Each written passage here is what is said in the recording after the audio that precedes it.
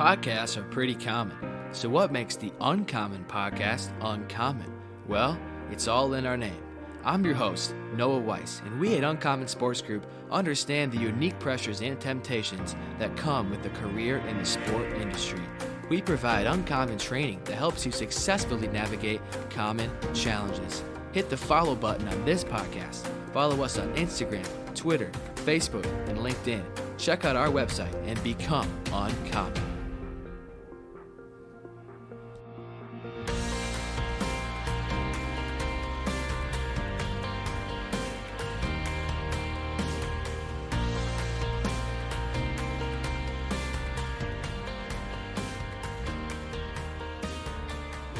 What's up, everybody? Welcome back to the Uncommon Podcast. I'm your host, Noah Weiss, and we're back into our series, How Did You Get There Today? Where present leaders in the sport industry will be sharing with us how they have navigated a career in the sport industry. I'm excited to be joined by college hoops coach LaVall Jordan. Coach Jordan played at Butler University from 1997 to 2001 and began his coaching career at Butler with Coach Todd Licklider's staff in 2003.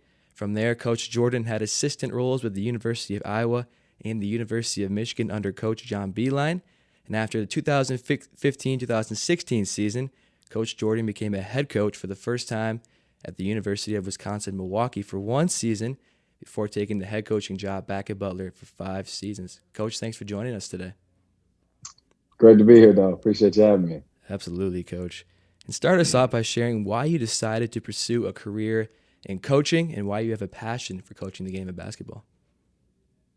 Yeah, that's a great question. You get asked that all the time, as your career goes on. To be honest with you, I didn't plan on pursuing a career in coaching. I wanted to play. And so playing days were over after college, and looking for that next step, as many athletes do, and what that was. And so I always say coaching is a calling.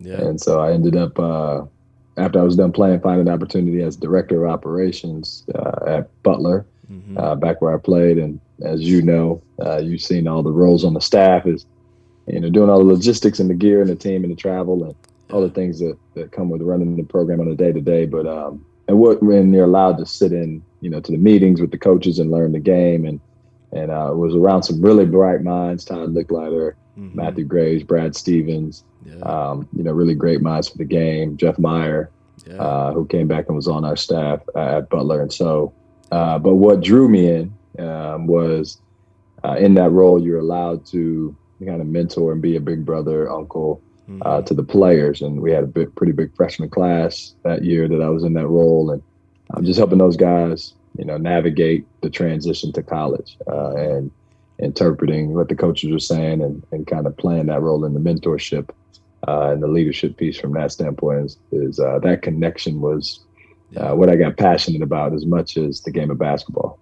Yeah, absolutely, Coach. And I appreciate you sharing that. I think, too, even watching you over the 4 years I got to spend with you, just your love for the guys, I think what stood out to me. And it definitely was a testament to your purpose behind coaching, and I appreciate you sharing that. Coach, what was interesting, too, just looking back at your career, you began your coaching career at your alma mater, something that doesn't happen that often. So what did you do during your time at Butler to put yourself in a position to join the staff after you graduated?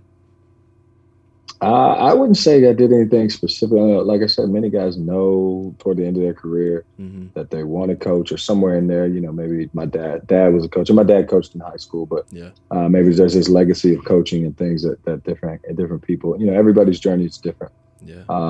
So I would say, just being a leader amongst my teammates as best I knew how at that time, and trying to inspire them and being a good representative of the university and the program in terms of off campus, outside of the gym, in the community, and those type of things. But not like I was leveraging anything at that point in time. Like I said, I wanted to play. And so, but I do think, when you carry yourself a certain way, and not that I was perfect by any means. Shoot, I made a ton of mistakes when I was 18 to 22 years old. But when you how you handle, situations, how you communicate and how you interact with people, allows you, the opportunity to be able to come back to places. And so I've always tried to leave places and be able to, go back there one day if possible, not burn any bridges and things like that. Yeah, absolutely, Coach. And I think one thing I always think about is you're kind of interviewing sometimes without even knowing you're interviewing, and just how you act, how you live, how you treat others, the leadership that you represent on the court. And so definitely, I think for our listeners, as you're in an undergrad position or a graduate assistant position, it may not be where you are forever, but you can leave an impact on the people that you're around based on how you live day to day and how you act on and off the court. So appreciate you sharing that, Coach. I think it is a testament to how you were as a leader, as a player and as a coach. So appreciate you sharing that. And Coach, what were some challenges you faced early on in your coaching career? How did you navigate some of those challenges? They're different, when you're an assistant coach. Obviously, as I grew, the one challenge, just the lifestyle. It's a lifestyle. When you're into coaching, it's a lifestyle. It's not a job or a profession. Like it is a lifestyle. So I think early on, just getting used to what some call the grind. The lifestyle and trying to just jump in with 2 feet as a young assistant coach, learning how to recruit, learning how to scout, how to game plan, learning how to come up and be intentional about coming up with player development plans and programs, and learning my head coach, Coach Licklight at the time, and what he wants and what he needs. And then I was freshly engaged, and got married in 2004, jumped into coaching in 2003. So, along with learning the ins and outs of coaching and everything that encompasses, also a new lovely relationship with my wife. We're 17 years married now, so awesome. She had to embrace the lifestyle as well, and being able to help her understand what that was. And so that was where the early challenges, let alone the players and their personalities, and trying to get the best out of them and help motivate them, help inspire them, help make things clearer to them if they were if there's any confusion or questions, all those things that you're doing as an assistant coach. Moving was a challenge. We moved from Indianapolis to Iowa City. Was at Iowa for 3 years, moved to Michigan, was there for 6 years. And now you bring kids and children into the picture, and now you're moving your family to different locations and having to adjust. And so those are, all challenges. I don't care whether you're assistant or the head coach, but and then, as I transition into the head coaching role, more just communicating clearly. I think that's the biggest deal, setting a vision for and being able to communicate clearly so that everybody that you've hired or recruited or student managers that are a part of the program, everybody understands who we are, what we stand for, and then they can execute their jobs with high levels of enthusiasm, right? Because they believe in the vision and they got shared values and everybody's aligned and connected. And so, always trying to be clear with the communication and our message with who we are, what we're about, and how we need to go about getting things done. Yeah, Coach, absolutely. I appreciate you sharing a couple of things I really want to highlight that you mentioned that we talk a lot about with our young professionals who want to get into coaching, especially. The first thing is really it's a lifestyle. It's not like a 9 to 5 where you get those opportunities to kind of have a pretty good work-life balance. There's a limited work-life balance in coaching, and so I think really embracing that is a part of the journey. And so I appreciate you sharing and shedding light on that. And then secondly, too, the transient nature of sports is something that is difficult. Having to move all the time, especially like you mentioned with family, becomes even harder. So just really, I think, embracing those challenges, learning how to navigate those, especially as a Christian, can be a challenge. But I think obviously your testimony shows that it is possible, and it does take a team. I think it's cool too. You shed light on your wife being part of that lifestyle as well. I think for many of our young professionals, getting engaged in relationships, like, man, that's tough. But if you have a good teammate, it's possible. So appreciate you sharing, Coach. I mean, definitely some challenges in coaching, but it's worth it. It pays off, most definitely. Yeah, no more communication. Communication is not required more in that relationship. Yeah, absolutely. With your spouse or significant other than anybody. Yes, sir. Help her understand why we need to make the moves that we need to make. And so I've got a superstar for a wife. She's unbelievable. Great teammate.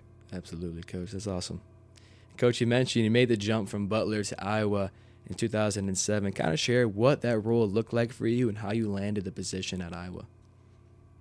I was fortunate. Obviously we had gone to a Sweet 16 here at Butler with that '07 team. Seniors like Brandon Crone, who you worked alongside, Brian Ligon, and players like Mike Green and AJ Graves, some unbelievable players.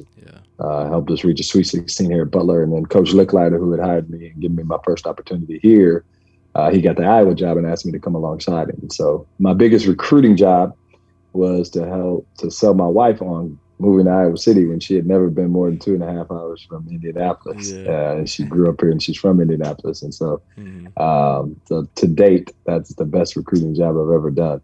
Awesome. And so, the roles was similar. Obviously, coaching and coaches, I took on a bigger role with Brad Stevens staying here and becoming the head coach. Brad did a lot in terms of our staff. He was the top assistant at that time, and I was the young assistant that was learning.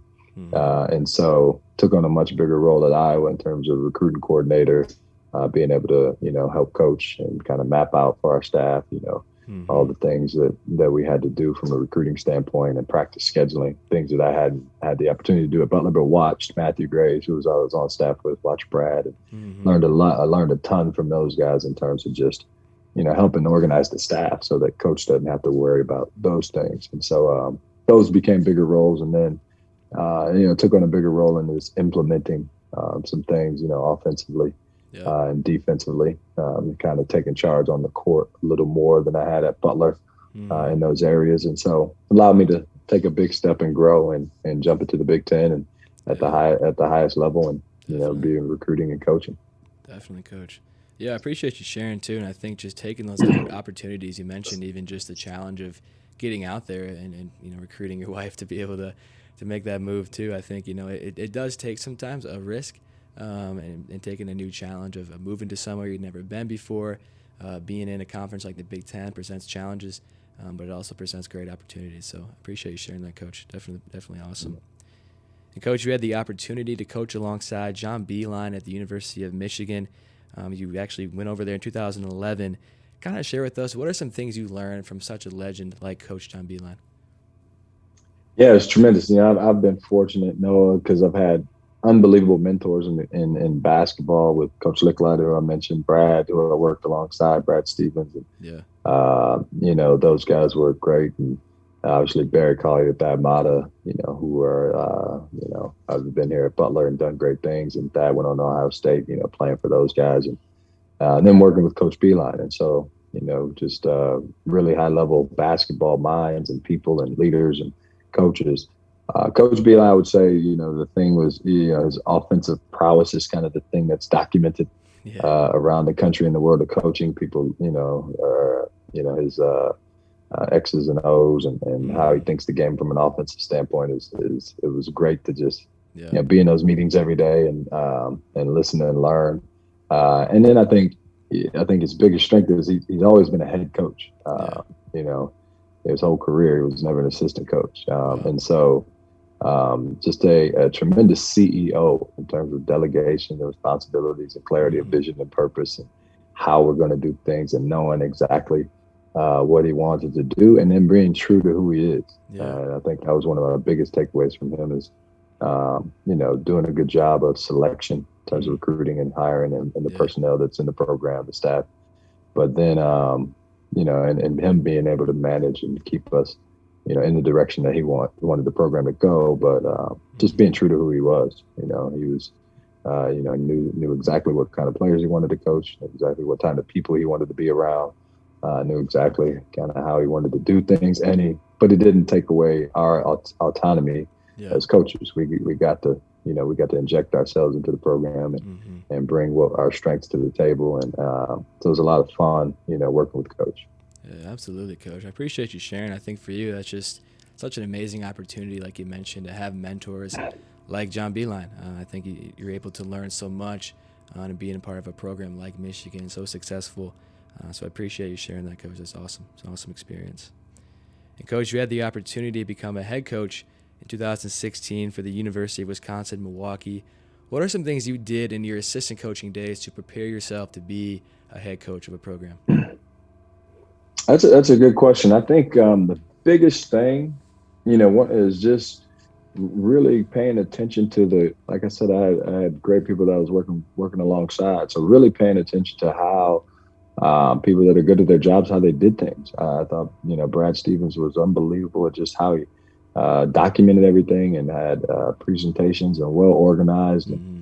And so tried to bring an element of that to the table as I became a head coach, of being organized and being on top of it and having visuals for either for players or when you're communicating with your AD or donors or boosters, or you're going to have to communicate with more groups of people, not just the team. That's what changes. Yeah. As an assistant, primarily you're communicating with recruits and parents and the team. Yeah. And then as you change over to a head coach, there's so many more people that you're communicating with, and whether it's donors, boosters, supporters, media, students, campus, others on campus and out in the community. And so now you have all these factions that you're communicating with. So, I took a piece of that from Brad. I thought I thought that motto was a great motivator.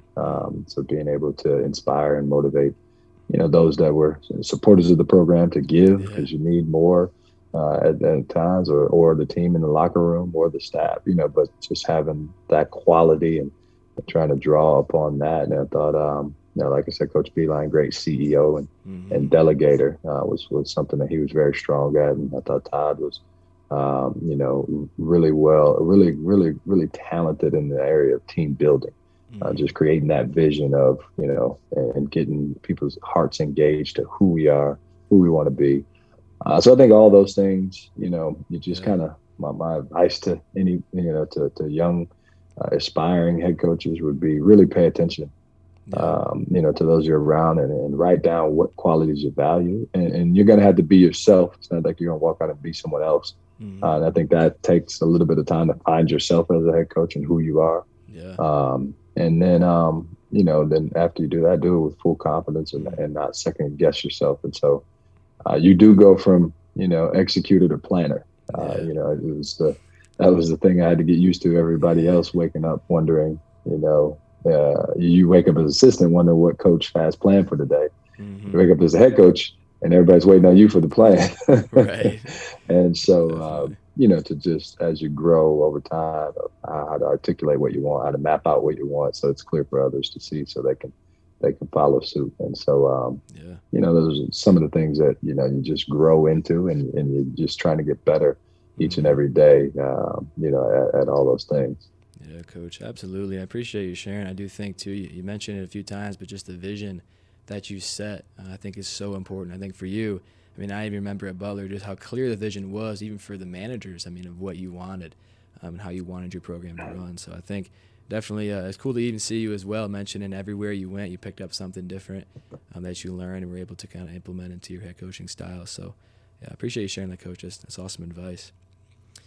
And, Coach, after one season at University of Wisconsin-Milwaukee, you transitioned back to where it all started at Butler University to become the head coach of the Bulldogs. And it was interesting as well because a lot of the team that year was seniors like Keelan Martin, Tyler Weidman, guys like Kamara Baldwin, high-level guys. How did you prepare yourself to lead an experienced and successful Bulldogs roster? Yeah, it's interesting. When you earn opportunities, one way or the other, it's Milwaukee was different, right? You're coming into a program that there was 4 scholarship players left, and everybody had either transferred or graduated and moved on with the changing of the staff. And so here we come, and so you're kind of starting from zero, and from the ground up, and you get to build it in that way. And so that was fun, just being a part of trying to set forth the foundation and getting guys to buy in, from that starting point. And to make the run at the end that we did, and guys to continue to believe in what we were preaching, and how we felt like we needed to do it, and see some results, on the backside of that first year, and playing for a conference tournament championship. Butler, coming in was different. You're coming into a program that's coming off of a Sweet 16 that's, established for 2 decades. And so it's not necessarily rebuilding. It's especially when you had, a couple seniors in leadership positions like Keelan Martin and Tyler Weidman. Some young growing leaders, Sean McDermott and Kamar Baldwin. And so it was more of transitioning myself into, Yeah. what Butler is, and being not being afraid to be myself within, Mm-hmm. what Butler's always done, and our staff to bring, a new element to the table. Yeah. Obviously, it's been done a long way, or been done a certain way for a long time, but through different coaches, and everybody kind of had their own spin on, how they were going to do about it, and continue that on. So I leaned on those players a lot, to be honest Yeah. with you, because and communicated to them how it's their program, Mm-hmm. and it would be what they wanted it to be, and for me to help, shape the vision of what I thought we could be together, and then let those Yeah. guys lead as much as possible, and obviously, communicating our non-negotiables as a staff and what those were, Mm-hmm. but really leaning into the players, and what they wanted to accomplish, and what they wanted the program to continue to be about. Yeah, no, I appreciate you sharing that, Coach. And I do think it's pretty cool hearing you share just the difference in how you approached that Wisconsin Milwaukee, just with that ground zero, building it up, and then at Butler, it being totally different. I think that's an awesome testament, too, that it can be done two different ways, and it might have to be done in two different ways depending on where you're at as a young head coach. So I appreciate you sharing that. And I do think as well, just even the humility of allowing the guys, the senior leaders, to have kind of that voice. I think it is a great way to approach it as well. And I know the guys really appreciated that. And so that's an awesome way to look at it, Coach, and a great way to manage a roster like Butler had that season. That's awesome. And, Coach, one aspect of your life that stands out to me and to many others is your faith in Christ. You don't hide your faith, and it definitely is evident in how you lead. What role has your faith in Christ played during your coaching career? Yeah, that plays a role in my life in general, Noah, as you know. Yeah.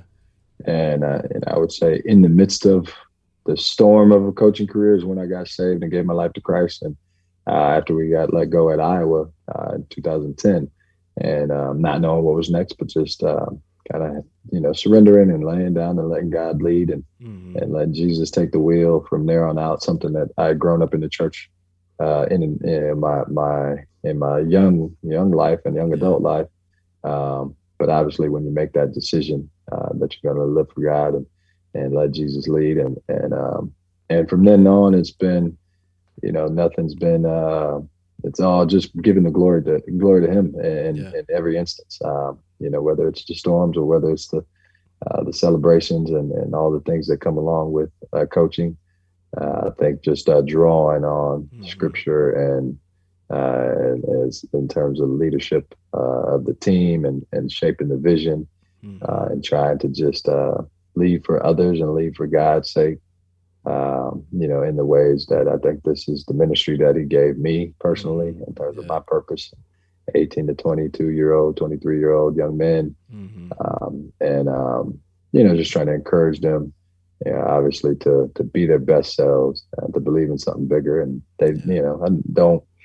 I try to shove it in the face of guys, but to ever, make it clear what I believe in, and encourage them to believe in something, bigger than Yeah. themselves, and so that when the physical and the mental fail, they Yeah. still have something that they can stand on, because that'll happen, right? It'll be Mm-hmm. enough to, lose your mind at times, and it'll be enough to, make you exhausted and feel like you can't move forward. Yeah. Many times, in the profession as an athlete or as a coach. Mm-hmm. So what I stand on is my faith, and knowing that God's, gotten me to this point, and Yeah. He's not gonna leave me or forsake me. He'll get me to what's next, Yeah. and to be able to stay grounded. Yeah. I think that's what it allows me to just understand that coaching is what I do. It's not who I am. Yeah. As I communicate to the players of coach, basketball is what you do. It's not who you are. So Yeah. really diving into who you are is going to make you a better player. And Absolutely. diving into who I am, and has made me a better coach, and knowing my foundation is in Christ. Yeah, Coach, that's awesome to hear. And I think too, what always inspired me, being on the kind of a fly on the wall during your time at Butler, was really how you led by your actions, and that represented Christ in so many ways. Just how you treated the players, how you treated the managers, how you led. I mean, so many coaches that I've been around didn't have the calm temperament you had. I mean, I can count on my fingers the amount of times I heard you use a swear word. I mean, just things like that I think stand out in the way you led, and it bled off on the guys. I know for for me, being close with Sean McDermott, one of the guys you were coaching during your time at Butler, and how he grew spiritually. One thing he mentioned to me many times, even on this podcast that I did with him, was how you impacted him in that way. And so definitely I think God did give you this ministry through coaching, and for our listeners as well, that might be your ministry. And it's a really cool way to do ministry, because it's not only guys that are coming on that are believers, but a lot of guys that don't know what they believe or don't know how to be grounded. It can be a great way to show them kind of what grounds you.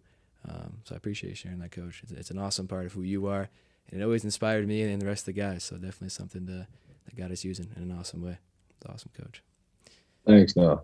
You inspired me as well. It was always, enjoyed seeing young people growing in their faith. It was great to be around, and an inspiration for me to just take more steps, knowing that none of us have it figured out, but we're all taking steps, right? And so it was all awesome to watch you and young Will even, right? Just guys that are taking steps in their faith walk.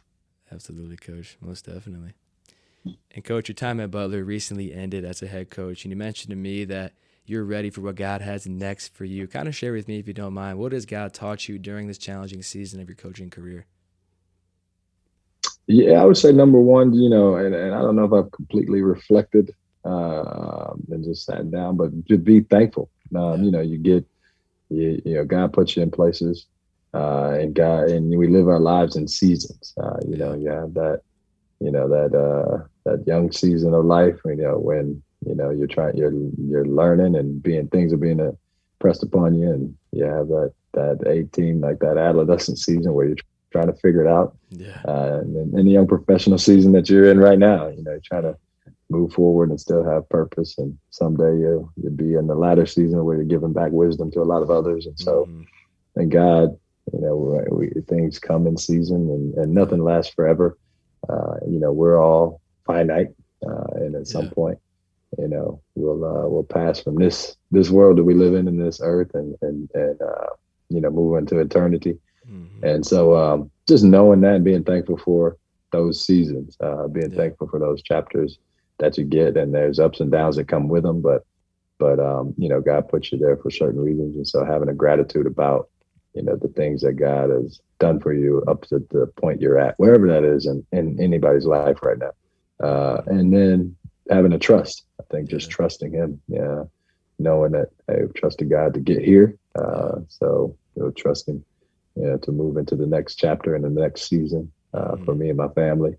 And just having a really grounded, really rooted trust in God and God's will and God's plan. Many times it's something, people say, you want to make God laugh, just tell him what your plans are. And so, just knowing that his will is perfect, and he's going to do things for us, not to us. So whatever that challenge is, or that obstacle, or something that went a way that you didn't think it was going to go, that's being done for you to help you be more prepared for your next thing. So that next assignment, I think right now it's my family and my own kids. I've been enjoying spending that time and doing some traveling with our family on the weekends. And my daughter's taking college visits and being a part of her selection for her next step in her, next chapter in her next season of life. And so really been enjoying that right now. And professionally, we'll see, just leaning on God and to lead in that way too. So we'll land where he needs us. And we'll serve like he wants us to serve. Yeah, Coach, absolutely. And I think that just it inspires me. And I think it inspires so many others. And just hearing, the difficulty and the challenge of having that transition, but also how you're looking at it. A gratitude is something that I think is so important. And I think the outlook that you have and just trusting the Lord for what is next is huge, Coach. So definitely I think for our young professionals to expect challenges. Something I try to just tell and talk through with guys, it's going to be hard. You're going to have tough seasons in life, whether it is in coaching or in your personal life, whatever it might be. You're going to face challenges. It's guaranteed. I love John chapter 16, verse 33, where Jesus says, "In this world you will have trouble, but take heart, I have overcome the world." Of course. It's beautiful. I think it reminds me that this world is going to be difficult. We're going to face challenges. but it's not about the challenge. It's about who we trust through the challenge. Yeah. And one of the things that God's just been speaking to me, Noah, during this time is obviously if you look left and right and see and think about how people look at you, I think there's a verse in Psalms 34 that alludes to this, but but to look up instead and see how God looks at us, and He sees us as, and you'll feel, different. He sees us as His children, which is a special thing, and He sees us as holy, and so you really get encouraged when you just look up and see yourself how God sees you, because He sees you as more than and enough, and He equips us for the things that we need to be equipped for, but to not spend as much time. We spend a lot of time looking left and right and thinking about how people view us. But just remember how God views you, and regardless of whether you just had extreme success or it didn't work out, He still sees us the same way. And so true. Just really leaning on that and knowing that, and then standing on that and being encouraged by that. So hopefully that's an encouragement to someone else. Yeah, Coach, absolutely. I mean, I think identity is huge in life, and oftentimes as human beings, we look for identity in things of this world, and that's definitely a cheap substitute. So, yeah, Coach, keeping that identity in Christ is key, and for our young professionals as they're jumping into their career, kind of getting a head start on that, and really leaning into that, I think is a big part of it. So that's awesome, Coach. I appreciate you sharing that. Coach, it was an honor to have you on the podcast today. I'm excited to see where God takes you next, and we're just really grateful you came on. Appreciate the time, though. Absolutely, Coach. Nothing like fellowshipping with you. Any chance I can get to do that. Absolutely, Coach. Love what they're doing and love what you're part of. So more than happy to come on, and proud of you and all the efforts that you put in to just bring others some inspiration and some motivation to draw themselves closer to Christ and their walk in this, especially in this area as athletes, as coaches, as aspiring, and those aspiring in athletics. So kudos to you. Absolutely, Coach. I appreciate that. It's definitely a blessing to have you on. If you want to get involved with Uncommon Sports Group and the mission that we are on to help you navigate the sport industry as followers of Christ, apply for our academy on our website at uncommonsg.org. That's uncommonsg.org. Be sure to catch new episodes of the Uncommon Podcast every Thursday at midnight Eastern Time, as well as the full video episodes on our YouTube channel. Until next time, we pray that you will strive to be uncommon by glorifying the name of God in whatever you may do. See you next week.